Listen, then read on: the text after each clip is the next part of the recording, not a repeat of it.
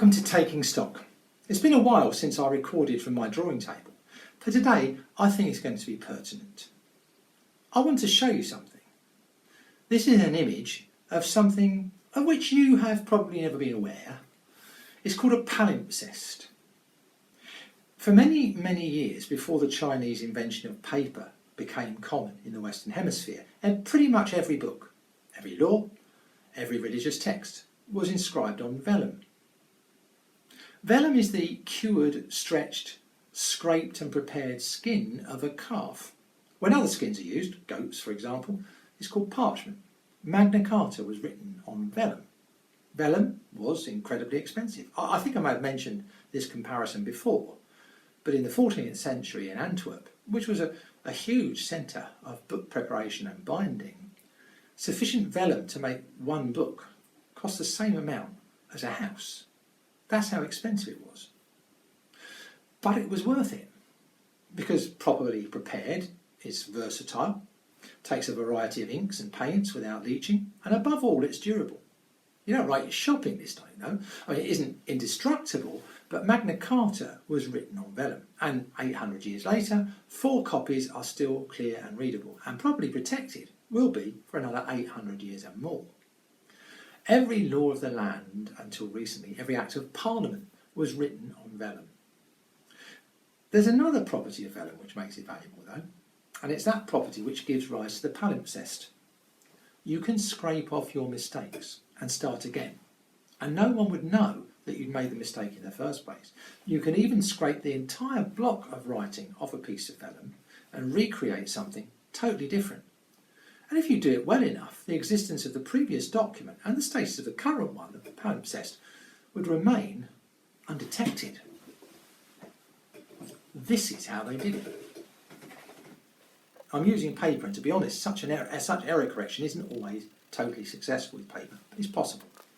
And this will show you how careful you have to be, even on vellum, and how meticulous and subtle and patient is the work needed to render even the toughest, most durable material fit for another purpose. It's only in relatively recent years that such palimpsests have been rediscovered, when still invisible to the naked eye, and they've been discovered by virtue of X-ray photography of documents. Such photographs reveal the original document in the writing which lay beneath the current text, still clear to read, especially when most palimpsests, but not all, are written with the vellum at 90 degrees to the original text. Why am I showing you this?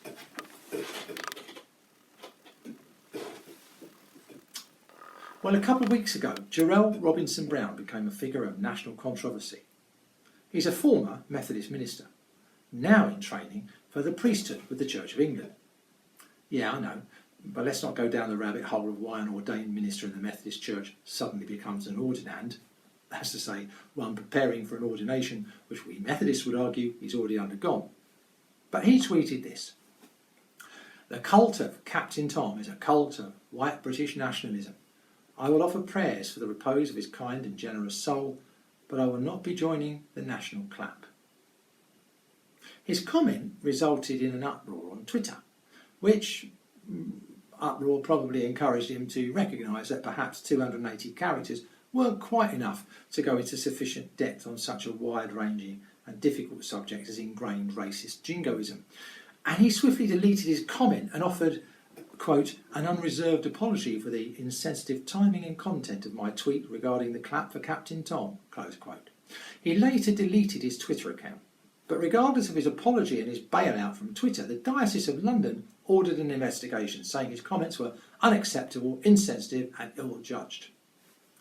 Now, I'm not sure what the diocese were or are intending to investigate. I mean, it's an open and shut case, surely. A relatively young person, clearly passionate in his beliefs, both religious and political, for what person of faith, after all, can separate them, makes his feelings known when he sees a virtuous and honourable man, Captain Tom, try and do his bit, even in extreme old age, to lift the spirits of people and raise the funding of something which benefits the entire nation, the NHS, and perceives those actions to have been, in Jarrell's view, hijacked by those eager to ascribe their own narrow motivations and beliefs to the recently deceased national hero. It's hardly a controversial viewpoint, quite honestly. In fact, all through that early period when Mr. Moore's story grew like Topsy until he occupied the position of unlikely national hero, I was myself commenting privately on how quickly a quite frankly consistently incompetent government leapt on a magnified and undeniably feel-good story. And the cynic in me suspected it was because some government PR guru decided it formed a perfect distraction to offer a weary public after a long series of frankly disastrous stories around the coronavirus pandemic, most of which stories were orbiting 10 Downing Street like blue bottles round a midden. So apart from several thousand Twitter followers then, what's the difference between Jarrell and me? Well, it could be a matter of discernment, I suppose. Jarrell is perfectly entitled to his opinion, whether or not I agree with him, and for the record I don't. But as he acknowledged when he was upbraided for it, it wasn't the best time to make such a comment. And if I'm perfectly honest, I wouldn't have chosen that time, those words, and definitely not that medium, to make that kind of observation anyway. Had I done so, though, had I made those very same observations which Jarrell Robinson Brown posted on Twitter, I very much doubt whether I would have attracted the utter storm of abuse and scorn which has been directed at Jarrell. And there's a complex relationship of simple reasons why that should be, and that's where we come back to the palimpsest. We spent a couple of generations, if not more, carefully and painstakingly erasing parts of the history upon which this country has been built over the last 4 centuries or so, trying to disassociate ourselves and our modern generations from the realities of the past as we reshape our story. We look at the freshly scraped and prepared vellum which is our society, its laws, its privileges, its obligations, and we fondly imagine that we are free to write a whole new chapter unencumbered by the clutter of the past. And then something like this happens, and the X-rays of controversy illuminate our deep-seated and difficult to eradicate ingrained story. Under stress, the prejudices which we struggle as a society to disavow show through the story we are attempting to write or rewrite.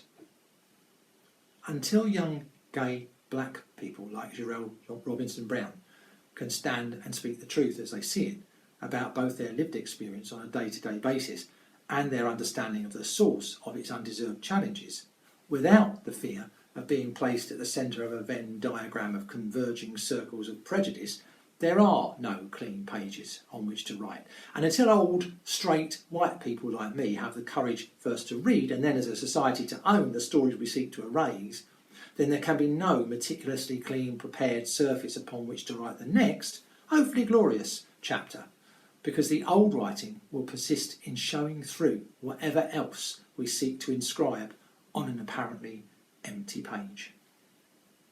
Stay safe, people.